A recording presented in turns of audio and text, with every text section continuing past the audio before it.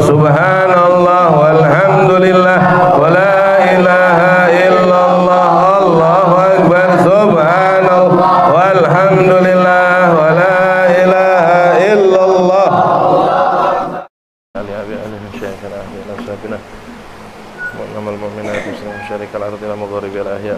Allahumma nabi Allah jadi asalna ke salat barok. Allahumma salli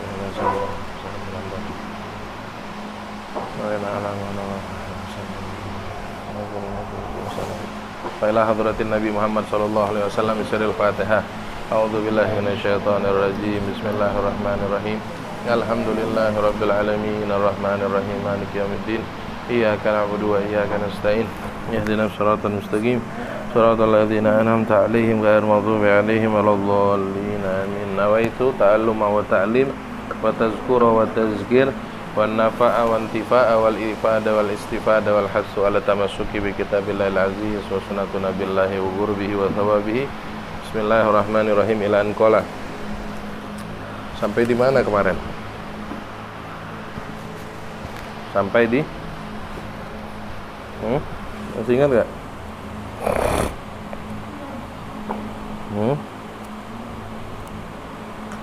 Jadi setelah waktu-waktu yang dibagi sama Al-Imam Ghazali rahimahullah ta'ala menyusun tartib-tartib keseharian di dalam waktu sehari semalam. Kemarin dijelaskan dari subuh ke isyraq, ya. Kemudian Al-Imam Ghazali bilang, "Faida faragta min zalika kullihi," apabila sudah kelar mentartibkan semua itu, sudah rapi waktu-waktu yang disusun, rosternya sudah rapi semua. Kemudian dengan itu semua, dengan ilmu-ilmu yang bermanfaat juga kan. Kemarin Imam Ghazali kasih paham bahwasannya usahakan mendapatkan ilmu yang bermanfaat. Nah, setelah kelar daripada itu semua, mulai sekarang mau meng-cross check diri. Mulai sekarang mau merapikan diri. Dengan apa? Dengan semua tartib dan dengan semua ilmu yang bermanfaat. Dari situ kita bisa tahu mana yang dari diri kita belum bermanfaat, mana dari diri kita yang masih belum rapi. Pakai apa ngerapikannya? Pakai ilmu yang bermanfaat tadi. Kemudian mengkhususkan salah satu waktu, kata Imam Ghazali, untuk mempelajari ilmu mazhab, ya kan? Seperti apa? Fikih. Apalagi banyak ilmu-ilmu di dalam fan-fan yang ada di dalam mazhab. Fala ba'sa an tashtagila bi ilmin mazhab. Berarti kita mempelajari fikih sesuai daripada beberapa mazhab. Udah dikasih tahu kan kemarin kan? Ada beberapa mazhab, ada beberapa a'immah, ulama-ulama besar yang membagi-bagi ilmu syariat menjadi beberapa bagian. Nah, masing-masing itu silahkan mau pakai yang mana. Sebagaimana yang kita bilang kemarin itu, bahwasannya khususnya di daerah Asia banyaknya mereka menggunakan mazhab Imam Syafi'i. Di sini juga dikatakan Imam Ghazali tujuannya untuk mempelajari ilmu mazhab apa? Li ta'rifa bihil furu' an-nadirah fil ibadat. Kenapa? Di dalam ibadat itu ilmunya ada di dalam mazhab. Bagaimana tata cara sholat? Setiap mazhab beda-beda, masing-masing punya pendapat, punya rujukan. Bagaimana cara zakat? Bagaimana cara puasa? Bagaimana cara haji dan seterusnya. Di mana itu dikupas? Di mazhab. Itu namanya fikih, ibadah. Wa tariqat tawassuti bainal haqqi fil khusumati indan kibaihim ala syahwat. Nah, di situ kita juga bisa tahu mana yang namanya orang serius dengan sungguh-sungguh tapi tidak salah dengan syariat, dengan orang yang sungguh-sungguh tapi salah dengan syariat. Paham maksudnya? Mana yang dikatakan syahwat, mana yang dikatakan nafsu, mana yang dikatakan ibadah benar-benar dengan sungguh-sungguh. Dari mana kita bisa tahu? Ta'rifnya dari mana? Dari fikih, dari ilmu mazhab. Ketahuan dia mana yang dia beribadah karena syahwat, mana yang dia beribadah karena Allah. Tak dari mana kita tahu? Oh, ini orang semangat banget. Rupanya ada syahwat di situ. Dia kepengen dilihat sama manusia lain. Jadi ibadah nggak? Karena yang dia buat sungguh-sungguh itu karena kawan. Yang dia buat sungguh-sungguh itu bukan karena Allah. Apa bedanya? Kalau segala sesuatu perbuatan karena manusia, apa namanya? Riya. Tahu riya kan? Bukan riya ombak, bukan. Riya. Perbuatan dia buat karena manusia. Perbuatan dia buat bukan karena Allah. Itu namanya riya.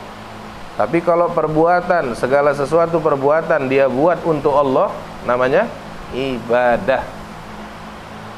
Salatnya kita, hafal Qur'annya kita, pondok pesantrennya kita, beribadahnya kita, segala jenis bentuk ibadah dikarenakan karena Allah, dia terhitung ibadah.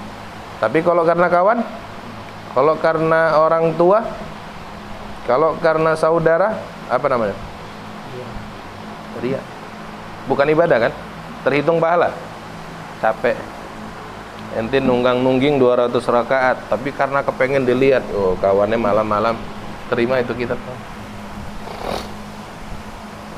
Nunggang-nungging 200 rakaat, rupanya yang dia kerjakan karena pengen dilihat kawan sekamar. Jadinya apa itu? Bukan ibadah. Dibalas sama Allah. Capek yang ada dapat. Dari mana kita bisa tahu itu? Dari ilmu di dalam mesti dipelajari nanti pada waktunya ya, insyaallah. Falidzalika aidan ba'dal faragh min hadhil muhimmat min jumlatil furudil kifayah. Udah kelar itu semua, maka ditambahkan satu lagi, dia bentuknya wajib. Kalau ilmu yang kita tuntut untuk pribadi kita namanya ilmu apa? Wajib aini. Wajib aini, karena diwajibkan untuk diri sendiri. Tapi kalau ada ilmu diwajibkan untuk kita, tapi untuk menggugurkan dosa muslimin yang lain, namanya wajib kifayah. Setelah kelar urusan wajib aini, kita dituntut lagi kalau punya waktu, kalau punya kesempatan, kalau punya kemampuan, baik urusan rezeki dan kesempatan, maka dia dituntut untuk mengambil ilmu yang namanya wajib kifayah. Apa fadilahnya ilmu ini? Kalau dia memiliki melebihi batas wajib dirinya, maka kalau ada orang yang nggak tahu ilmu ini, kalau ada orang yang nggak bisa mengelarkan permasalahan ilmu wajib kifayah ini, maka siapa yang dapat pahala? Siapa yang dapat ganjaran? Orang yang mempunyai ilmu kifayah melebihi daripada ilmu wajib. Fa'in da'atka nafsuka ila tarki ma dzakarnahu minal awrad wal adhkar istisgholan lidzalik. Apabila, kata Imam Ghazali, kita punya nafsu nggak? Ada nafsu kan? Kalau nggak ada nafsu, maka semuanya tidak enak. Mau makan nggak selera. Nafsu itu? Nafsu. Melebihi daripada batas wajib, iya nafsu. Tapi kalau untuk kebutuhan tidak. Makan 3 piring. Ya, 3 piring makannya. 1 nampan. Lebih banyak dari 3 piring.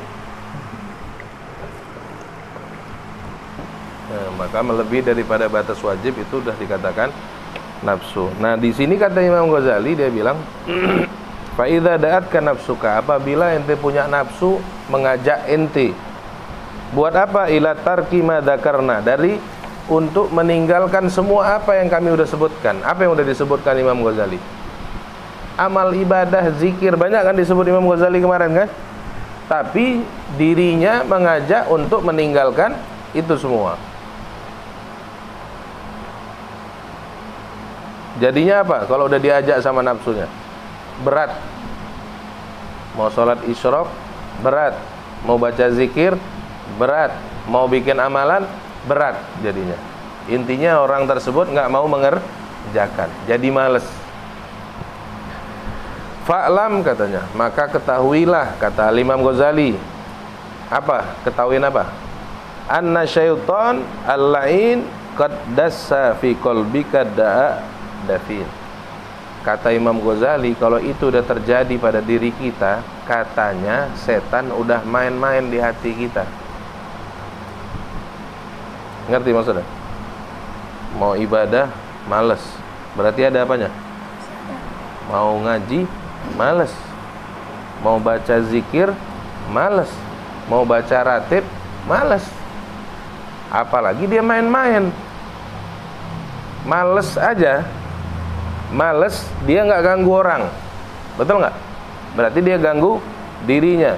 Ini enggak, dia udah males, dia ganggu orang. Berarti apa itu?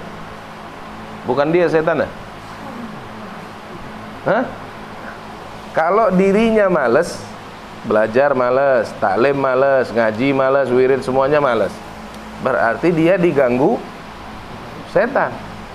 Nah kalau dia ganggu orang, Ustadz ini yang bilang, bukan anak. Katanya dia setannya. Kayak mana itu kalau dia setannya? Ente kalau malas ganggu orang nggak?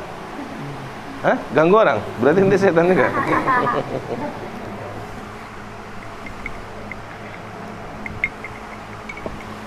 Jadi kata Imam Ghazali begitu. Maka kita minta sama Allah Subhanahu Wa Taala untuk supaya kita diselamatkan dari gangguan setan. Ciri-cirinya begitu. Makanya dulu orang tua kita bilang, kalau misalnya kita bandel kelewatan, apa dikatakan? Apa dikatakan? Kesetanan. Berarti manusia yang udah punya sifat setan. Tuh ada yang ngintip-ngintip tuh. Saya diomongin katanya. Ada lihat kalian? Waktu anda ngomong ada orang kesetanan tadi, ada yang ngintip-ngintip. Lihat nggak? Hah? Nggak lihat? Mudah-mudahan Allah lindungi kita ya, supaya semangat, supaya istiqomah terus. Karena ibadah sama Allah ini gampang-gampang susah. Makanya kenapa Imam Ghazali bikin kitab ini, tujuan supaya kita tahu mana yang harus kita buat, mana yang harus kita tinggalkan, supaya kita bisa istiqomah. Wa huwa hubbul mal wal jah. Apalagi Imam Ghazali mengatakan, kalau udah main-main setan di dalam hati, nanti bisa jadi perangai yang baik menjadi bukan tujuannya ke akhirat, tapi tujuannya ke dunia. Mungkin kayak gitu. Waliyadzubillah. Sampai-sampai dia dibuat cinta terhadap harta, waljah, kedudukan, kayak yang kita udah bahas-bahas. Jadi tujuan dia mendekatkan diri kepada Allah Subhanahu Wa Taala mutlak hanya untuk membutuhkan dunia. Fa iyyaka an taghtarra fi bihi fatakuna dhahkatan laha fayuhlikaka wa yuskharaka minka fa in jarrabta nafsahu muddatan fil awrad wal ibadat.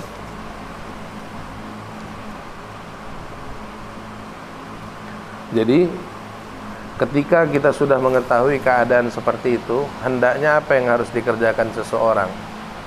Karena sesuatu amal ibadah itu, sesuatu bentuk hidayah daripada Allah, dia mesti dipaksa nggak? Dia mesti dihentak. Tujuannya untuk melepaskan diri kita dari tipu daya tadi. Hah? Orang kalau udah kelewatan, dikasih tahu pelan-pelan nggak bisa, orang tuanya kayak mana sama dia? Marah nggak? Mesti dientak. Supaya kenapa? Supaya setannya Kalau setan udah bersemayam, dia harus dientak. Marah nggak orang tua? Marah nggak guru kita sama kita? Kalau kita udah malas kelewatan, apa yang kau mau buat? Udah nggak bisa dikasih tahu, gitu. Mesti marah. Kenapa? Supaya pergi setan. Tapi tujuannya harus positif. Kalau tujuannya tidak positif, setannya pergi nggak? nggak pergi setannya, tetap dia bersemayam. Maka pelan-pelan ulangi lagi keadaan walaupun dengan sedikit wirid. Tadi kan udah banyak wiridnya disusun. Rupanya dengan banyaknya wirid itu masih tidak bagus niat. Berarti kita diganggu sama drop dia lagi. Bagaimana cara membantu untuk semangatnya itu lagi naik? Baca wirid sedikit sedih, jangan dipaksa banyak-banyak. Ngerti maksudnya? Kalau orang dalam amal dunianya, misal dia udah kecapean, drop nggak dia? Bagaimana cara dia untuk melanjutinya lagi supaya normal lagi? Pelan-pelan dibuat supaya dia stabil kembali. Fakana la tastasgiluha kaslan anha, supaya tujuan tadi itu dia tidak memberatkan diri dalam ibadah. Yang biasa dia ngerjakan misalnya hafalan berapa? Per hari hafalan ditugaskan, diwajibkan berapa? 1 lembar, ya kan?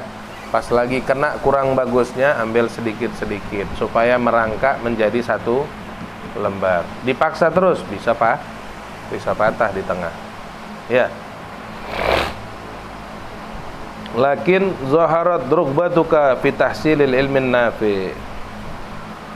Walam turid bihi illa wajhallah ta'ala wa darul akhirah. Akan tetapi tujuannya semua ini kita berharap kepada Allah Subhanahu wa taala supaya diberi ilmu yang bermanfaat. Walam turid bihi, dan tidak ada punya tujuan dengan ilmu yang bermanfaat kecuali Allah Subhanahu wa taala dan darul akhirah, yaitu negeri akhirat. Falidzalika afdal min nawafil. Kenapa? Karena ilmu yang bermanfaat, kata Imam Ghazali rahimahullah ta'ala, lebih baik daripada orang mengerjakan amal sunnah. Sebagian ulama mengatakan menghadiri majelis taklim sekali. Ini majelis taklim bukan? Udah niat belum? Udah niat. Apa barokah dan fadilah dari menghadiri majelis taklim? Kita majelis taklim nih kan? Bukan majelis zikir kan? Ini kan lagi taklim nih, membahas ilmu-ilmu yang ada yang bersumber dari Nabi Muhammad. Berarti ini dikatakan sepakat kita mengatakan bahwasannya ini majelis taklim. Berapa fadilah dikasih ganjaran dengan mereka? Ulama menyebut berapa? Lebih afdol daripada mengerjakan 1000 rakaat. Sanggup mengerjakan 1000 rakaat? Sekali loh ini. Waktunya mungkin 15 menit, waktunya mungkin setengah jam, tapi sama seperti mengerjakan 1000. Sanggup mengerjakan 1000 rakaat. Enakan majelis taklim sender-sender kayak begitu kan? Kalau sholat kan berdiri, harus khusyuk, harus hadir, ya kan? Kalau enggak diterima sholatnya. Dia sholat mau nggak pakai wudhu, terima sholatnya? Nggak diterima. 1000 rakaat, sanggup? Majelis taklim santai, niat yang benar, tapi apa? Berat ganjarannya. Tapi jangan kira majelis taklim pun nggak kenceng gangguannya. Kenceng nggak gangguannya? Pertanyaannya, berapa orang yang ngantuk lagi majelis taklim? Berapa orang yang tidak semangat di majelis taklim? Kenceng gangguannya, Ustaz. Tapi waktu tadi berdiri, hilang nggak ngantuknya? Waktu mau main bola, hilang ngantuknya. Tapi begitu duduk, kena angin sepoi-sepoi kayak begini lagi, apalagi kan, langsung drop. Kenapa? Karena itu menandakan sesuatu hal yang berharga.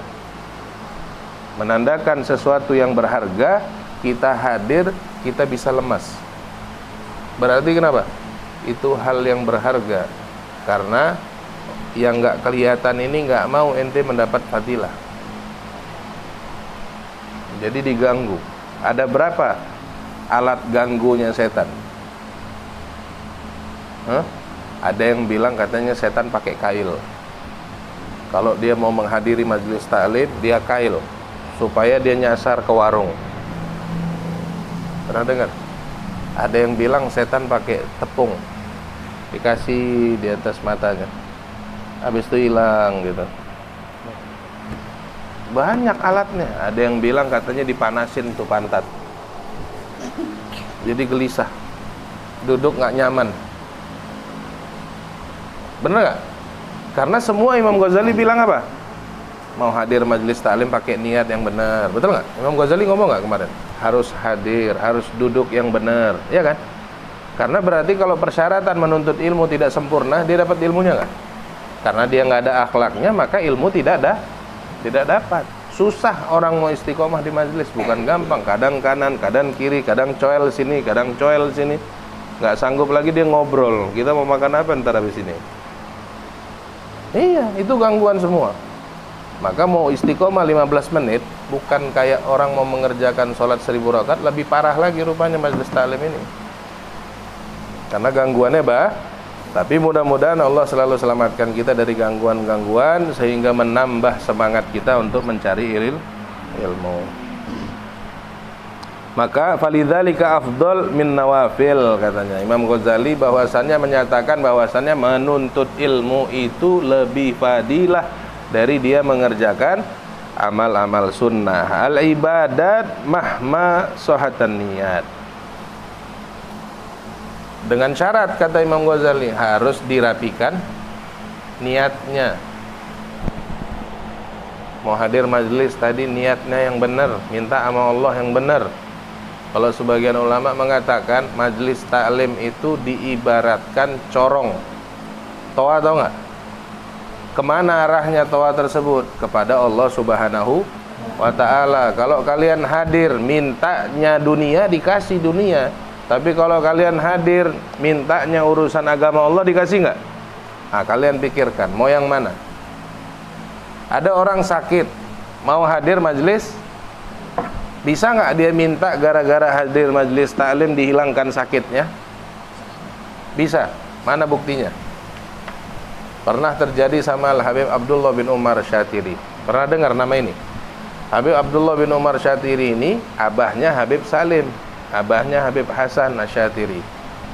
Di zamannya dia adalah imam, Hujjatul Islam, Al-Imam Al-Habib Abdullah bin Umar Syatiri.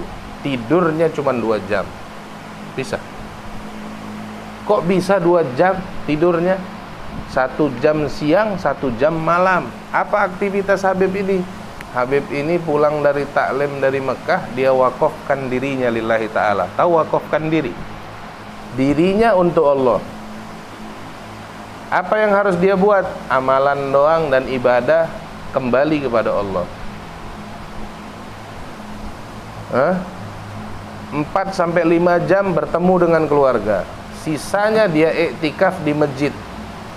Namanya Masjid Babtainah yang ada di kota Tarim sana. Iktikaf. Berapa jam? 5 tambah 12 berapa? Sisa? Kurang 2? Betul. Jadi 16 jam. 16 jam kalau anak nggak salah. 16 sama ketemu keluarga, sama tidur 2 jam. Nah, itulah ditotalin 24 jam. Tidur 2 jam, ketemu keluarga sekitar 5-6 jam, sisanya itu iktikaf di masjid. Sanggup. Apa kata Habib ini? Habib ini mendapatkan sakit yang parah di kepala. Sakitnya para waliullah ini bukan kayak sakit kita. Pernah pusing nggak? Sakit itu. Kalau sakitnya para waliullah semana sakitnya? Karena sakit sedikit di kita, di dia orang nggak ada rasa. Tapi sakitnya dia berarti benar-benar sakit. Sehingga beliau mengatakan dia niatkan menghadirkan majelis taklim tujuannya untuk mengobatkan atau menghilangkan rasa Allah ijabah nggak? Iya, Allah ijabah. Maka kata Imam Ghazali di sini, majelis taklim dengan niat yang baik, maka Allah beri. Apa maunya? Mau ngapain? Mau gampang hafalan? Minta sama Allah. Mau banyak ilmu? Minta sama Allah. Semuanya tujuannya minta sama Allah supaya dijadikan orang yang bermanfaat. walakin nasya'na fi sihatin niyah. Fa in lam tasihhan niyat fahiya ma'dinu wururil juhal. Apabila seseorang tidak mendapatkan niat yang bagus, enggak rapi niatnya, buruk niatnya, maka dia tidak mendapatkan perbuatan yang atau balasan yang baik. Maka baikkan niat, maka Allah berikan sesuatu hal yang baik. Dan kata Imam Ghazali, kalau dia tidak rapi di niat, waliyadzubillah, dia bakal dapat kebodohan. Maka yang jago itu orang, yang bagus itu orang yang bagus niat, bagusin niatnya. Kalau enggak ngerti mau niat yang bagus, niat kayak mana niatnya Nabi Muhammad. Karena Nabi Muhammad pasti jago niat kan? Iya, ngerti niat. Apa niat? Permintaan di dalam hati kepada Allah Subhanahu wa ta'ala. Wa mazalatu aqdamir rijal. Dan bisa, kalau orang salah niat, dia bisa tergelincirkan kita. Banyak orang yang gugur di dalam alam dunia ini dikarenakan apa? Karena salah nih. Kalau niatnya untuk Allah, kira-kira orang yang nggak punya dunia bisa jalan nggak? Kan fahamnya orang mau bergerak di alam dunia ini harus punya dunia, betul nggak? Tapi hanya punya niat. Dia cuma punya hidupnya sandingkan hanya untuk Allah Subhanahu wa ta'ala. Kalau dia nggak punya dunia, dia bisa berbuat nggak? Bisa nggak? Bang, bisa nggak? Dia nggak punya dunia, dia orang miskin, tapi niatnya bagus dan dia cantolkan kepada Allah. Dia bisa berbuat nggak di dunia ini? Bisa, karena dibantu Allah dengan niat yang baik tadi. Tapi waliyadzubillah, ada orang niatnya nggak baik, tapi dunianya banyak. Dia bisa berbuat nggak di dunia ini? Bisa. Bagus perbuatannya dia. Suatu saat Allah bakal hancurkan karena niatnya bukan karena Allah. Makanya kita mau niat karena siapa? Taklim mau karena siapa? Belajar mau karena siapa? Itu semua nanti Allah yang kasih fasilitas, walaupun kita tidak punya dunia.